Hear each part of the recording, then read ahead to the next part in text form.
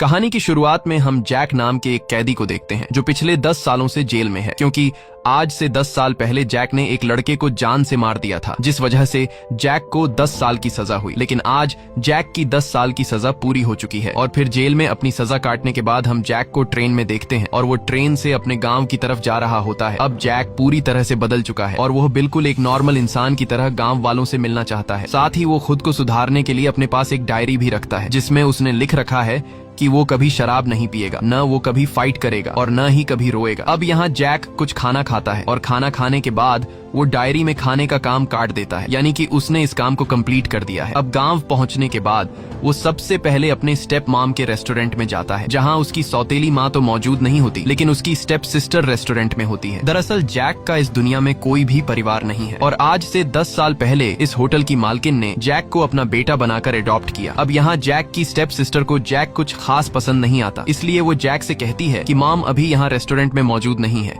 इसलिए अब तुम यहाँ से चले जाओ और शाम को मॉम से मिलने आ जाना। अब जैक को अपनी स्टेप मॉम के रेस्टोरेंट में जगह न मिलने पर वो पब्लिक बाथ टब में नहाने के लिए जाता है, जहाँ पिछले 10 सालों से जेल में रहने की वजह से जैक एडवांस टेक्नोलॉजी के लॉक को खोल नहीं पाता। तब यहाँ का इंचार्ज जैक पर गुस्सा हो जाता है और इंचार्ज जैक की शराफत का फायदा उठाते हुए उसे उल्टा सीधा बोलने लगता है। लेकिन जैसे ही जैक नहाने के लिए अपने कपड़े उतारता है तो वो इंचार्ज जैक के बॉडी पर टैटूज को देखते हुए उसकी आंखें खुली की खुली रह जाती हैं और उसकी सारी हेकड़ी निकल जाती है, क्योंकि ये टैटू एक गैंगस्टर की निशानी है। वहीं अगले सीन में हम देखते हैं कि सड़क के बीचों बीच कुछ लोग एक लड़के को बुरी तरह से मार रहे हैं और वहीं पास में पुलिस भी खड़ी होती है और पुलिस उस लड़के की मदद करने के बजाय दूर से यह सब तमाशा देख रही होती है, क्योंकि वो गुंडे शहर के सबसे बड़े गैंगस्टर कजामा के लिए काम करते थे, इसलिए पुलिस कजामा के डर से उन गुंडों को कुछ नहीं कहती। वहीं हम चुलबुल नाम के गैंगस्टर को देखते हैं जो कुछ शरीफ लड़कों को लाइन से खड़ा करके परेशान कर रहा होता है, पर तभी वहाँ पर जैक आता है और जैक के सिंपल लुक को देखते हुए ऐसा लग रहा था कि इससे तो कोई बच्चा भी नहीं डर पाएगा। लेकिन जैक को देखकर चुलबुल बिल्कुल शांत खड़ा हो जाता है, क्योंकि चुलबुल जैक को पहचान लेता है और उसे पता है कि जैक कितना खतरनाक आदमी है। और यहाँ चुलबुल नाम के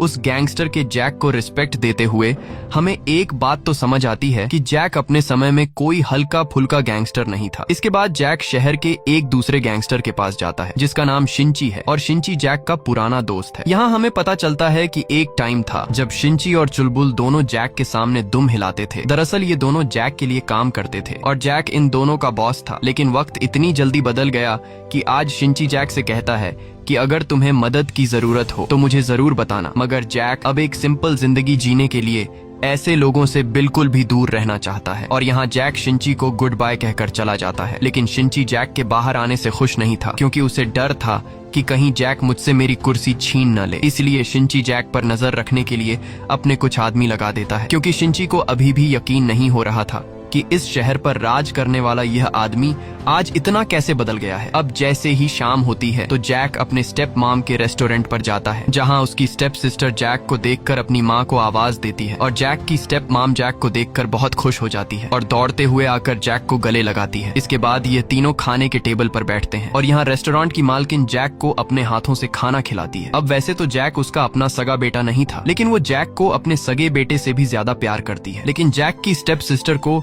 जैक कुछ खास पसंद नहीं आता, इसलिए खाना खाने के बाद जैक की सिस्टर जैक से कहती है कि भले ही मेरी माँ तुम्हें अपना बेटा मानती हो, लेकिन ये बात याद रखना कि मैं उनकी बायोलॉजिकल बेटी हूँ, इसलिए अगर तुम्हें इस घर में रहना है तो तुम्हें मेरी बात माननी होगी। और फिर वो जैक को अपने रूल समझाने लगती है कि मैं बर्तन साफ करूंगी और तुम झाड़ू लगाओगे, मैं पढ़ाई करूंगी तो तुम पोछा मारोगे। अब यहाँ जैक को उसकी शर्तें पसंद तो नहीं आई, लेकिन फिर वो एक डरपोक लड़के की तरह सिर हिलाकर उसकी बात मान गया। अब जैक जब रात को सोने जाता है तो वो मन ही मन फिर से अपने साथ वादा करता है कि वो कभी शराब नहीं पिएगा, कभी लड़ाई नहीं करेगा और न ही कभी रोएगा। वहीं अगले सीन में हम शहर के बीचों बीच कजामा नाम के पॉलिटिशियन को देखते हैं जो इस शहर का मेयर बन चुका है और यहाँ वो लोगों से वादा करता है कि मैं शहर के हर एक काम को ईमानदारी से करूंगा और लोग भी कजामा पर भरोसा करके उसके लिए नारेबाजी करने लगते हैं। लेकिन पॉलिटिशियन जैसे ही गाड़ी में बैठता है तो वो अपने हाथ को टिश्यू से साफ करने लगता है, क्योंकि ये हाथ उसने लोगों के साथ मिलाया था। और यहाँ हमें पता चलता है कि यह पॉलिटिशियन बहुत ही घटिया इंसान है जो लोगों के बीच खुद को एक ईमानदार आदमी बनकर दिखाता है, लेकिन असल में उसे गरीब लोगों से नफरत है और बस सिर्फ अपने फायदे के लिए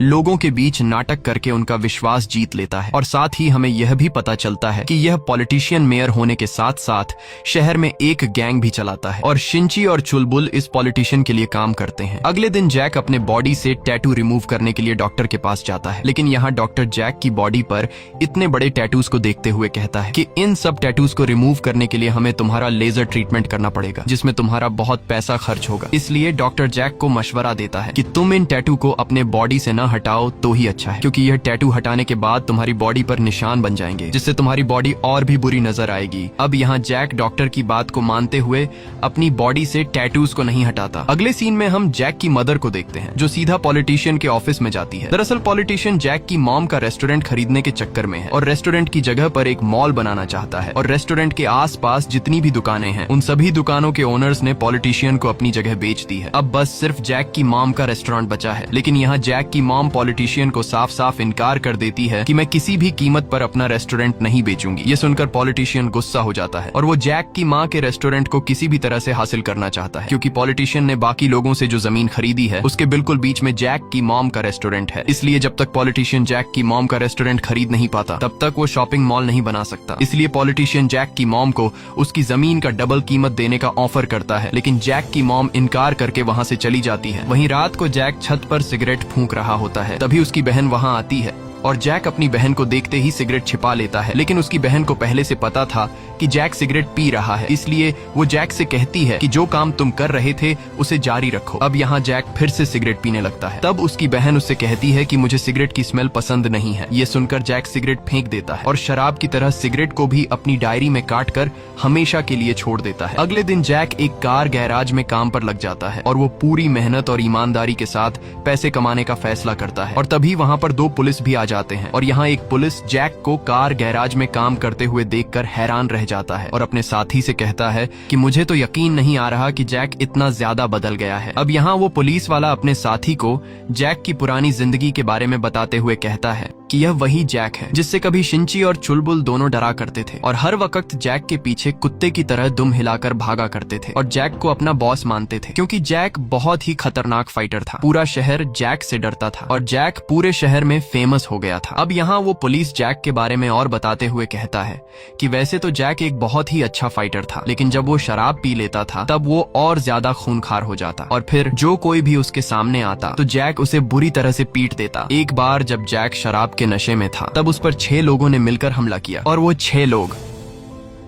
पॉलिटिशियन कजामा ने जैक को मारने के लिए भेजे थे, लेकिन जैक अकेले ही एक एक करके उन सभी लोगों को बुरी तरह से पीटने लगा। और इस दौरान जैक के दोनों साथी चुलबुल और शिंची जैक की मदद करने के बजाय साइड पर खड़े होकर यह सब देख रहे थे। और फाइट के दौरान जैक ने एक लड़के को तो इतने बुरे तरीके से मारा कि उसकी जान ही चली गई और फिर उस लड़के की मौत के जुर्म में जैक को 10 साल की सजा हुई। और जैक के जेल जाने के बाद चुलबुल और शिंची जैक के बने बनाए बिजनेस का फायदा उठाकर शहर पर हुकूमत करने लगे, लेकिन इस खेल का मास्टरमाइंड पॉलिटिशियन कजामा था। और फिर पॉलिटिशियन ने चुलबुल और शिंची को उसके गैंग में शामिल होने की ऑफर दी। अब चुलबुल और शिंची जैक की तरह बहादुर नहीं थे कि यह दोनों पॉलिटिशियन से लड़ पाते, इसलिए यह दोनों पॉलिटिशियन के लिए काम करने लगे और तब से यह दोनों पॉलिटिशियन के पालतू बने हुए हैं। वहीं हम जैक की बहन को क्लासरूम में देखते हैं, जहां मैथ के सब्जेक्ट के दौरान जैक की बहन को चक्कर आने लगते हैं, क्योंकि वो मैथ में बहुत ही ज्यादा कमजोर थी। और क्लास की छुट्टी होने के बाद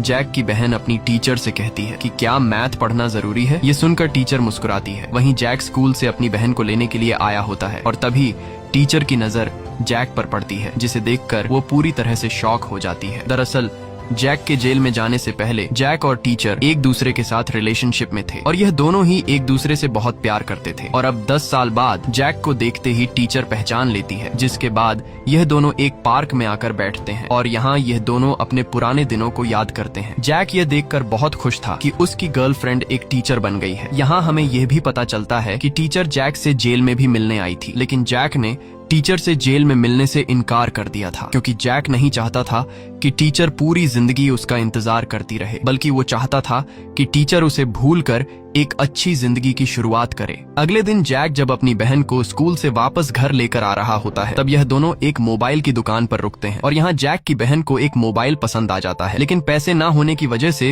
वो मोबाइल को खरीद नहीं सकती थी। तभी वहाँ जैक की बहन का लवर पास में से गुजरते हुए इन दोनों को देख लेता है और इन दोनों को एक साथ देखकर वो काफी गुस्सा हो जाता है। अब जब ये दोनों पास के स्टॉल से कुछ खा रहे होते हैं, तभी लवर भैया आकर जैक को लात मारकर नीचे गिरा देता है। दरअसल ये लड़का जैक की बहन को पसंद करता है, लेकिन जैक की बहन को इस लड़के में कुछ खास इंटरेस्ट नहीं है और यहाँ लवर भैया इसलिए गुस्सा होते हैं क्योंकि पिछले कई दिनों से वो जैक और उसकी बहन को एक साथ देख रहा है। उसे यह नहीं पता कि यह दोनों भाई बहन हैं, बल्कि उसे लग रहा है कि इन दोनों का चक्कर चल रहा है। इसलिए अब यहाँ लवर भैया पहले तो खुद जैक को पीटता है और जब लवर भैया थक जाता है तो वो अपने आदमियों से जैक को पिटवाता है, लेकिन जैक उन्हें कुछ नहीं कहता और चुपचाप मार खाता रहता है क्योंकि उसने न लड़ने की कसम खाई है। पर तभी मार खाते दौरान जैक की शर्ट फट जाती है और जैक की बॉडी के सारे टैटूज नजर आने लगते हैं। ये देखकर सभी लोग डर के मारे रुक जाते हैं और लवर भैया के भी गले में सांस अटक जाती है कि साला ये तो गलत आदमी से पंगा ले लिया। अब यहाँ जैक बिना इन लोगों को कुछ कहे चुपचाप अपनी बहन को लेकर घर की तरफ जाने लगता है और घर आकर उसकी बहन जख्मों पर लगाने के लिए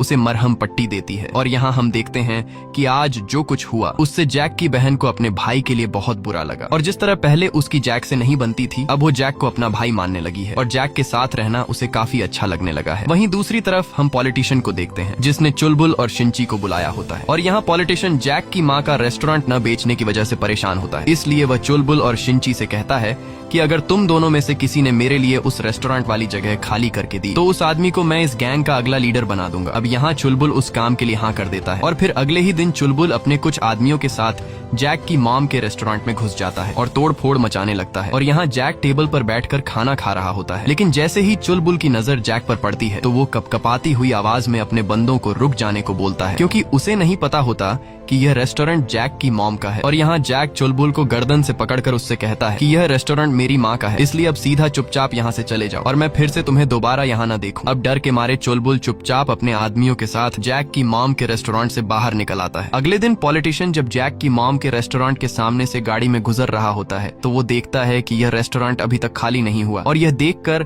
पॉलिटिशियन को बहुत गुस्सा आ जाता है और तब यहाँ पॉलिटिशियन का ड्राइवर पॉलिटिशियन को बताता है कि जैक जेल से बाहर आ चुका है और यह रेस्टोरेंट जैक की माँ का है। ये सुनकर पॉलिटिशियन घबरा जाता है क्योंकि उसे अभी तक पता नहीं था कि जैक इस वक्त आजाद घूम रहा है। वहीं जैक को कार गैराज में काम करते हुए अपनी पहली सैलरी मिल जाती है और वो अपनी पहली सैलरी से अपनी माँ के लिए जूते खरीदता है और जैक की मॉम उन जूतों को देखकर काफी खुश हो जाती है और पहली बार अपने बेटे का दिया हुआ गिफ्ट देखकर वो इमोशनल हो जाती है। तब यहाँ जैक की सिस्टर जैक से इशारों में कहती है कि अबे पागल, माँ इमोशनल हो गई है इसलिए जल्दी से माँ को गले लगो। अब यहाँ जैक हिम्मत करके माँ को गले लगता है और माँ भी खुशी से जैक को गले लगा लेती है, लेकिन यहाँ जैक की बहन खुश नहीं थी क्योंकि जैक अपनी बहन के लिए कोई गिफ्ट नहीं लेकर आया था। इसलिए जैक की बहन नाराज होकर छत पर चली जाती है। तब यहाँ जैक पीछे से आता है और हमें पता चलता है कि जैक अपनी बहन के लिए भी गिफ्ट लाया है और वो गिफ्ट कुछ और नहीं बल्कि कुछ दिन पहले जैक की बहन को पसंद आया हुआ मोबाइल होता है। यह देखकर जैक की बहन खुश तो हो जाती है, लेकिन वो इतने महंगे गिफ्ट को लेने से इनकार कर देती है और साथ ही जैक पर रोब जताते हुए कहती है कि तुम गिफ्ट देकर मेरी माँ को तो खरीद सकते हो लेकिन मुझे नहीं। अब जब वह नखरे दिखाने लगी तो जैक कहता है कि ठीक है, अगर तुम यह गिफ्ट नहीं लेना चाहती हो तो मैं इसे अपने पास रख लेता हूँ। यह कहकर जैक नीचे चला जाता है, लेकिन तभी उसकी सिस्टर उसके लिए चाय लेकर आती है और जैक अपनी बहन के चेहरे को देखकर समझ जाता है कि ये लड़की किस चीज के बदले चाय लेकर आई है और फिर जैक उसे वो मोबाइल दे देता है, जिसे पाकर जैक की सिस्टर काफी खुश होती है और अपनी फोटोज लेने लगती है। अगले दिन वो जब जैक की फोटो ले रही होती है तभी उसकी नजर जैक की जेब में पड़ी डायरी पर पड़ती है, जिसे देखते ही वो जैक से छीन लेती है और यहाँ वो डायरी में जैक के रूल्स को पढ़ते हुए उसे पता चलता है कि जैक ने डायरी में फैमिली के साथ पिकनिक पर जाना भी लिखा है। ये देखकर जैक की सिस्टर जैक को मना लेती है कि हम ये पिकनिक वाला काम सबसे पहले करेंगे और फिर अगले ही दिन जैक अपनी माँ और बहन के साथ पिकनिक पर चला जाता है, जहाँ ये लोग काफी एंजॉय करते हैं और ढेर सारी फोटोज खींचते हैं और ये दिन इन तीनों के लिए एक यादगार दिन बन जाता है। अब रात को पॉलिटिशियन का ड्राइवर जैक से मिलने आता है और ये बंदा जैक का पुराना और एक अच्छा दोस्त होता है। अब वैसे तो ये आदमी तो पॉलिटिशियन का ड्राइवर है, लेकिन जैक का पुराना दोस्त होने की वजह से वो जैक को समझाता है कि तुम जिस पॉलिटिशियन के साथ पंगा ले रहे हो वो बहुत ही ज्यादा खतरनाक आदमी है। वो तुम्हारी माँ का रेस्टोरेंट हासिल करने के लिए तुम्हारी फैमिली को भी नुकसान पहुंचा सकता है, इसलिए तुम काफी संभल कर रहो। वहीं चुलबुल और शिंची साथ बैठे होते हैं और ये दोनों फैसला करते हैं कि हम दोनों मिलकर जैक की माँ का रेस्टोरेंट खाली करवाएंगे, क्योंकि पॉलिटिशियन बहुत ज्यादा गुस्सा है। इसलिए अगर जल्द ही हम दोनों ने वो रेस्टोरेंट खाली नहीं करवाया तो पॉलिटिशियन हमारी जगह किसी दूसरे बंदे से ये काम करवा कर उस दूसरे बंदे को गैंग का लीडर बना देगा। और अगले दिन जब जैक काम पर जाता है तब मौके का फायदा उठाते हुए चुलबुल एक बार फिर से जैक की मॉम के रेस्टोरेंट पर हमला कर देता है और सामान को तोड़कर बाहर फेंकने लगता है। वहीं बाहर नली पुलिस भी खड़ी होती है, लेकिन पॉलिटिशियन के डर से पुलिस कुछ भी नहीं कर पाती। यहाँ चुलबुल जैक की माँ को धमकी देता है कि अगर तुमने ये रेस्टोरेंट खाली नहीं किया तो हम तुम्हें मार देंगे। इसी दौरान जैक की सिस्टर भी वहाँ पहुँच जाती है। अब यहाँ पहले तो वह खुद गुंडों को तोड़ फोड़ करने से रोकती है, लेकिन जब गुंडे नहीं रुकते तो वह दौड़ते हुए सीधा जैक के पास कार गैराज में पहुँच जाती है, जहाँ वह जैक को सारी बात बता देती है कि पॉलिटिशियन के लोगों ने फिर से हमारे रेस्टोरेंट पर हमला किया है। ये सुनकर जैक जल्दी से अपनी माँ के रेस्टोरेंट में पहुंचता है, लेकिन उसके पहुंचने से पहले ही वह गुंडे रेस्टोरेंट में तोड़ फोड़ करके चले गए होते हैं। अब ये सब देखकर जैक सीधा पॉलिटिशियन के पास जाता है और उससे कहता है कि मैंने फाइट करना छोड़ दिया है, अब मैं एक शरीफ आदमी की तरह जिंदगी गुजार रहा हूँ, इसलिए मुझे दोबारा फाइट करने पर मजबूर न करो और हमें सुकून से रहने दो। ये कहकर जैक वहाँ से चला जाता है। अब यहाँ पॉलिटिशियन को पता चल गया होता है कि जैक 10 साल पहले एक खतरनाक गैंगस्टर हुआ करता था, जिसे मैंने मारने के लिए अपने 6 लोग भेजे थे, लेकिन जैक ने उन 6 लोगों को बुरी तरह से पीटा और एक लड़के को तो जान से मार डाला, जिस वजह से जैक को 10 साल की सजा हुई। और अब यहाँ पॉलिटिशियन समझ जाता है कि जब तक मैं जैक को रास्ते से हटा नहीं देता तब तक मैं रेस्टोरेंट को हासिल नहीं कर सकता। इसलिए पॉलिटिशियन अपने कुछ गुंडों को कॉल करके जैक को फिर से जेल में डालने का प्लान बनाता है, और अगर एक बार जैक जेल में चला गया तो उसका काम आसान हो जाएगा। और अगले दिन जब जैक कार गैराज में काम कर रहा होता है तभी उसके पास पॉलिटिशियन के भेजे हुए गुंडे गाड़ी में आ जाते हैं और यहाँ वो गुंडे जैक से कहते हैं कि हमें अपनी गाड़ी में एक जहाज की तरह विंग्स लगवाने हैं। ये सुनकर जैक मुस्कुराता है। दरअसल ये गुंडे प्लान के मुताबिक जैक से लड़कर उसे झगड़ा करने के जुर्म में जेल में डालना चाहते थे, जिसके लिए उन्होंने पहले से पुलिस की गाड़ी कुछ दूरी पर खड़ी कर रखी थी। और यहाँ ये लोग जैक पर हमला कर देते हैं और उसे बुरी तरह से पीटने लगते हैं। और यहाँ गुंडे जैक को बार बार उकसाने लगते हैं ताकि वो इन पर हाथ उठाए, और फिर पुलिस आकर जैक को मारपीट के इल्जाम में जेल ले जाए। लेकिन जैक उन लोगों पर पलटवार नहीं करता और चुपचाप मार खाता है। वहीं पुलिस की गाड़ी के पास खड़े 2 गुंडे पुलिस से कहते हैं कि जाओ और जैक को पकड़कर जेल में डाल दो। लेकिन यहाँ पुलिस भी गुंडे से कहती है कि हम सिर्फ पीटने के लिए जैक को जेल में नहीं डाल सकते, अगर जैक तुम में से किसी पर हाथ उठाए तब जाकर हम जैक को पकड़ लेंगे। और इस तरह से जैक को जेल में डालने की इनकी प्लानिंग फ्लॉप हो जाती है। अब रात को जैक जब अपनी माँ के साथ रेस्टोरेंट में होता है तभी वो लड़का जो जैक की बहन को पसंद करता था वो रेस्टोरेंट के अंदर आता है, और वो लवर भैया जान गया था कि जैक कौन है, इसलिए वो जैक की माँ को बुरा भला कहते हुए बताता है कि आखिर तुम कैसी औरत हो, जिस लड़के ने तुम्हारे बेटे को मार दिया आज तुमने उसे अपना बेटा बना लिया, पता नहीं आखिर तुमने अपने बेटे के हत्यारे को कैसे अपना बेटा मान लिया है। ये सुनकर जैक उस लड़के को गले से पकड़ लेता है, लेकिन अब देर हो चुकी थी क्योंकि यह बात जैक की स्टेप सिस्टर ने सुन ली थी। दरअसल 10 साल पहले जैक ने जिस लड़के को मारा था वो लड़का इस रेस्टोरेंट की मालकिन का बेटा था, और उस लड़के को मारने के जुर्म में जैक को 10 साल की सजा हुई थी। अब रात को जैक की सिस्टर अपनी माँ से पूछती है कि आखिर तुमने मेरे भाई के कातिल को अपना बेटा क्यों बनाया, जिस पर उसकी माँ बताती है कि इसमें सारी गलती जैक की नहीं थी, क्योंकि तुम्हारा भाई पॉलिटिशियन के कहने पर जैक को मारने के लिए गया था, लेकिन जैक से लड़ते दौरान तुम्हारे भाई की मौत हुई, और तुम्हारे भाई को मारने के बाद जैक बहुत ज्यादा उदास था क्योंकि वो तुम्हारे भाई को जान से मारना नहीं चाहता था, बल्कि जैक ने तो खुद के बचाव के लिए तुम्हारे भाई पर वार किया। और फिर जब मैं जैक से मिलने जेल गई तो वहाँ जैक मेरे सामने इतना रोया कि उसके रोने की आवाज कई महीनों तक मेरे कानों में गूंजती रही, क्योंकि जैक को अपने किए पर पछतावा था। और जैक ने जेल में रो रो कर मुझसे माफी मांगी कि मैं तुम्हारे बेटे को मारना नहीं चाहता था, लेकिन ये सब मेरे से अनजाने में हुआ, और फिर मैंने जैक को माफ कर दिया क्योंकि वहाँ मैंने देखा कि जैक मेरे बेटे की तरह ना समझ है और उसने जो कुछ किया वो एक एक्सीडेंट था। और फिर मैंने जैक को अडॉप्ट करके अपना बेटा बना लिया क्योंकि मुझे लगा कि अगर वो मेरे साथ रहेगा तो मुझे उसके रूप में अपना बेटा मिल जाएगा। वहीं रात को जैक छत पर उदास खड़ा होता है क्योंकि उसकी सच्चाई सामने आने के बाद उसे नींद नहीं आ रही होती है। तब यहाँ उसकी सिस्टर उसके पास आती है और जैक अपनी स्टेप सिस्टर से माफी मांगते हुए कहता है कि मैं तुम लोगों को छोड़कर यहाँ से दूर चला जाऊंगा क्योंकि मैं तुम्हारे भाई का कातिल हूँ, इसलिए तुम अपनी माँ का ख्याल रखना। ये सुनकर जैक की सिस्टर जैक पर गुस्सा करती है और जैक से कहती है कि मेरी माँ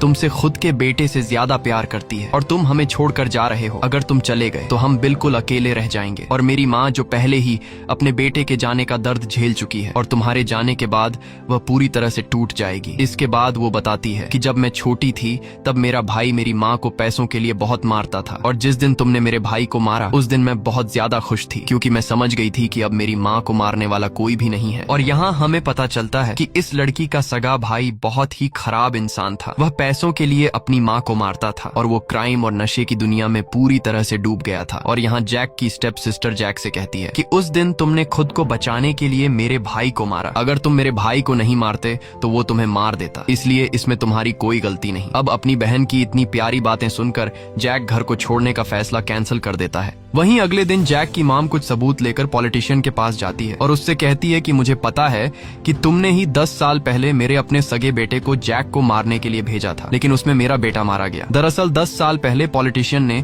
जैक और रेस्टोरेंट की मालकिन के सगे बेटे को आमने सामने लाने का प्लान बनाया था, क्योंकि पॉलिटिशियन जैक की कुर्सी को छीनना चाहता था और पॉलिटिशियन को पता था कि अगर इन दोनों लड़कों में से कोई एक भी मारा जाए तो इसमें मेरा फायदा है, क्योंकि अगर फाइट में रेस्टोरेंट की मालकिन का सगा बेटा मारा जाता तो पुलिस जैक को पकड़कर मर्डर के केस में जेल में डाल देती, और अगर जैक मारा जाता तो पॉलिटिशियन का रास्ता वैसे ही साफ हो जाता। इसीलिए दोनों ही हालात में फायदा पॉलिटिशियन को मिलने वाला था। अब यहाँ रेस्टोरेंट की मालकिन पॉलिटिशियन को अपने मरे हुए सगे बेटे की डायरी दिखाते हुए कहती है कि इस डायरी में तुम्हारे सारे काले धंधे के सबूत हैं जो तुम मेरे सगे बेटे से करवाते थे, इसलिए अगर तुम मेरी फैमिली से दूर नहीं रहोगे तो मैं ये सारे सबूत पुलिस को दे दूंगी और फिर तुम्हारा पॉलिटिकल करियर बर्बाद होकर तुम जेल चले जाओगे। साथ ही वो पॉलिटिशियन से कहती है कि जैक ने मेरी वजह से फाइट न करने की कसम खाई है और अगर मैंने उसे कसम तोड़ने के लिए कहा तो वो तुम्हारे साथ साथ तुम्हारी पूरी गैंग को खत्म कर देगा, इसलिए तुम्हारी भलाई इसमें है कि हमें परेशान मत करो। ये कहकर जैक की मॉम चली जाती है। अब यहाँ पॉलिटिशियन जैक की मॉम की धमकी से काफी गुस्सा हो जाता है और वो समझ जाता है कि ये लोग इतनी आसानी से मानने वाले नहीं है। इसलिए अगले दिन जब जैक की सिस्टर स्कूल से वापस घर आ रही होती है तभी लवर भैया,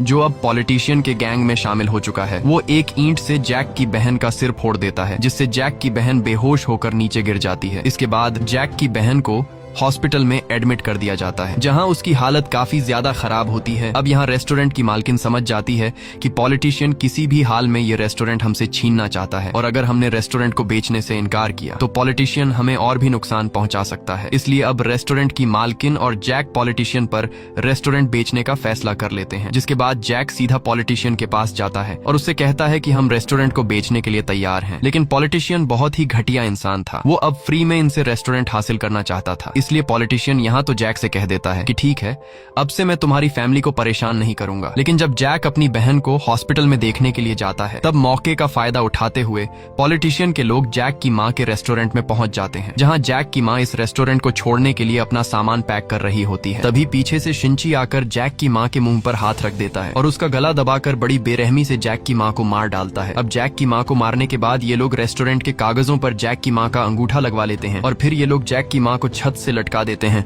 ताकि लोगों को लगे कि जैक की माँ ने खुद ही अपनी जान ले ली है। अब जैक जब अपने घर आता है तो वो अपनी माँ को लटका हुआ देखकर उसके पैरों तले जमीन घिसक जाती है और वो अपनी माँ की डेड बॉडी पर जोर जोर से रोने लगता है। अब माँ के मर जाने के बाद जैक पूरी तरह से टूट जाता है और यहाँ जैक अपनी माँ के जूतों को देखकर बहुत ज्यादा इमोशनल हो जाता है, क्योंकि जैक की माँ ने कहा था कि इन नए जूतों को मैं किसी खास दिन पर पहनूंगी, पर वो खास दिन कभी नहीं आया। अब यहाँ जैक को लग रहा था कि मेरी माँ ने खुद ही अपनी जान ली है, लेकिन तभी जैक अपनी माँ के जूतों के पास शिंची के कान की बाली देख लेता है, जिसे देखकर जैक समझ जाता है कि मेरी माँ को पॉलिटिशियन के कहने पर शिंची ने मारा है। और अब जैक गुस्से से पागल हो जाता है, क्योंकि जिस औरत ने उसे क्राइम की दुनिया से रोककर एक अच्छा इंसान बनाया, वो औरत उन जालिमों के हाथों बेरहमी से मारी गई। और अब माँ के जाने के बाद जैक अपने सभी रूल्स तोड़ देता है और वो सबसे पहले ढेर सारी शराब पीता है, जिसके बाद वो सीधा पॉलिटिशियन के अड्डे पर पहुंचता है, जहां सभी लोग मिलकर पार्टी कर रहे होते हैं। लेकिन जैक को देखते ही सभी लोग एकदम रुक जाते हैं और यहाँ जैक कहता है कि मैं पिछले 10 सालों से खुद को बुरे कामों से रोक रहा हूँ। मैंने कसम खाई थी